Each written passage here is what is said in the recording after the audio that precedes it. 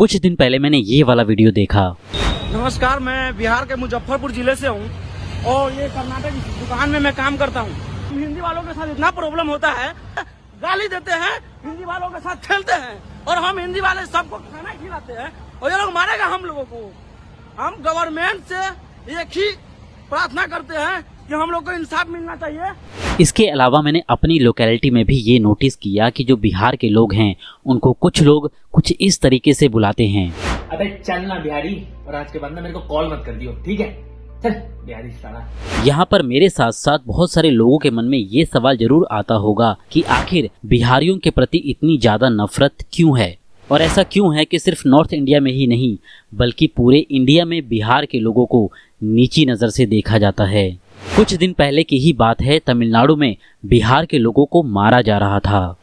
One from a publication that allegedly first printed a report that cited attacks on migrants from Bihar working in Tamil Nadu coming under attack, and another local journalist from the same organization as well. इसके अलावा महाराष्ट्र में भी बिहार के लोगों को किस तरीके से ट्रीट किया जाता है ये तो हम सब जानते ही हैं।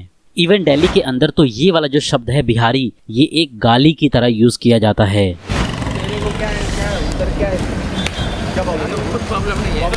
अरे साहब मेरा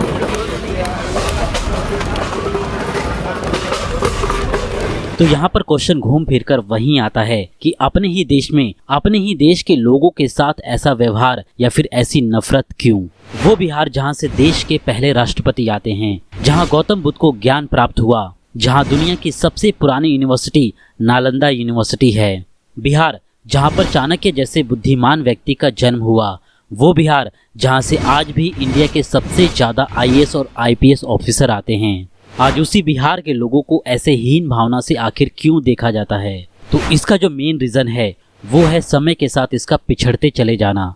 आज बिहार की लिटरेसी रेट पूरे इंडिया में सबसे कम है, वहीं पर फर्टिलिटी रेट ये पूरे इंडिया में सबसे ज़्यादा है यहाँ पे, जो बिहार की ओवर पॉपुलेशन का एक रीज़न है। और बिहार जैसे स्टेट में ज़्यादा पॉपुलेशन का मतलब है ज़्यादा गरीबी। इतनी ज़्यादा गरीबी और रोज़गार के अवसर ना होने की वजह से ही बिहार के जो लोग हैं वो इंडिया के दूसरे स्टेट में काम करने के लिए जाते हैं। इसके अलावा और भी दूसरे ऐसे पैरामीटर हैं जिसमें बिहार सबसे नीचे आता है। और ये जो लोग हैं ना, जो कहते हैं कि बिहार में ही सबसे ज़्यादा आईएएस ऑफिसर और सबसे ज़्यादा आईपीएस ऑफिसर ही क्यों निकलते हैं, तो उन लोगों को मैं बता दूं कि बिहार में वहाँ के बच्चों के पास सरकारी नौकरी के अलावा और कोई भी ऑप्शन नहीं है, क्योंकि वहाँ की सरकार ने वहाँ पर प्राइवेट इंडस्ट्री लगाने की दिशा में आज तक कोई भी काम नहीं किया है। तभी तो वहाँ के लोग प्राइवेट नौकरी कर ही नहीं पाते, क्योंकि जॉब्स वहाँ पे है ही नहीं। इसीलिए उन लोगों के पास सिर्फ एक ही ऑप्शन बचता है और वो है सरकारी नौकरी का। और बिहार के बच्चों में सरकारी नौकरी को लेके इतना ज़्यादा क्रेज़ है कि वहाँ का गरीब से गरीब इंसान भी कर्ज लेकर या लोन लेकर अपने बच्चे को सरकारी नौकरी की तैयारी करवाता है। और अगर अनफॉर्चुनेटली उस बच्चे का जो एग्ज़ाम है वो क्लियर नहीं हो पाता, अगर तब अपने ही घर वालों की वो गालियाँ सुनता है, समाज की गालियाँ सुनता है, और फिर एक उम्र के बाद उसी इंसान को मजबूरी में दिल्ली और मुंबई जैसे शहरों में आकर उसे मजबूरी में कोई ना कोई काम करना पड़ता है। लेकिन अगर आपको सरकारी नौकरी मिल जाती है और अगर आप आईएएस ऑफिसर बन जाते हैं तो आपको 1 से 3 करोड़ रुपए के बीच में आपको दहेज मिलेगा। आईपीएस ऑफिसर बनने पे 80 लाख से लेके 2 करोड़ के बीच में आपको दहेज मिलता है। और ऐसे ही एक पियून को भी दहेज में कम से कम 5 से 10 लाख रुपए मिलता है। बाकी जो डाउरी सिस्टम का जो रेट है वो आप इस लिस्ट में देख सकते हैं। इसके अलावा बिहार करप्शन के मामले में भी सबसे ज़्यादा ऊपर है। वो ऐसे कि लालू यादव बिहार के ऊपर डायरेक्टली या फिर इनडायरेक्टली लगभग 20 साल से भी ज़्यादा राज कर चुके हैं, लेकिन फिर भी आज भी जो बिहार की इकोनॉमिक कंडीशन है वो वैसे की वैसे ही है, बल्कि और भी ज़्यादा वो खराब हो गई है। और इन 50 सालों में भी वहाँ पे कोई भी डेवलपमेंट नहीं हुआ, बल्कि क्राइम दिन पर दिन वहाँ बढ़ता ही जा रहा है। यहाँ पर अगर आप इस ग्राफ को देखेंगे तो आपको समझ में आएगा कि हर 100 रुपये जो केंद्र सरकार कलेक्ट करती है उसके बदले में केंद्र सरकार बिहार पर 219 रुपये खर्च भी करती है।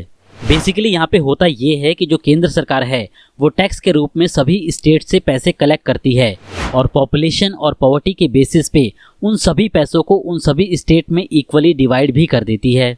इसमें साउथ इंडिया के स्टेट जैसे तमिलनाडु हो गया, केरला, इवन महाराष्ट्र से केंद्र सरकार टैक्स के रूप में अच्छा खासा पैसा कलेक्ट करती है। बट इनको केंद्र सरकार की ओर से बहुत कम पैसा वापस मिलता है। इसी ग्राफ में आप देख सकते हैं कि हर 100 रुपए कलेक्ट करने पर तमिलनाडु को वापस सिर्फ 29 रुपए मिलता है और महाराष्ट्र को सिर्फ 13 रुपए। इसीलिए साउथ इंडिया के स्टेट सेंटर को ये बोलते हैं कि हमारा जो पैसा है वो यूपी और बिहार के लोगों पर इतना ज़्यादा खर्च क्यों किया जा रहा है, जबकि ये स्टेट सालों से वैसे ही गरीब हैं। साथ ही इन पॉलिटिशियंस का ये भी कहना है कि ये जो लोग हैं वो हमारे स्टेट में आ रहे हैं, हमारी जॉब्स खा रहे हैं और यहाँ पर आकर यहाँ पे गंदगी भी फैलाते हैं। गोवा के एक सीएम हैं, उन्होंने तो यहाँ तक कह दिया था कि गोवा को पटना के रेलवे के साथ कनेक्ट नहीं करना चाहिए वरना भिखारी बहुत ज़्यादा आ जाएंगे। इसी तरह के हेट नैरेटिव जो ये पॉलिटिशियंस होते हैं वो आम जनता के बीच में फैलाते हैं ताकि वो इसी चीज़ का फ़ायदा इलेक्शंस आने पर उठा सकें। 2008 में महाराष्ट्र में दंगे हुए थे और उस दंगे में भी यूपी और बिहार के लोगों को वहां से मार मार कर भगा दिया गया था। और उस टाइम भी जो महाराष्ट्र के पॉलिटिशियंस थे उन्होंने एक बिहारी 100 बीमारी का नारा भी दिया था। यही वो रीजंस हैं जिसकी वजह से जो हेट है वो आम जनता के बीच में बढ़ता चला गया और आज बिहार के लोगों को पूरे इंडिया में इसी नज़र से देखा जाता है।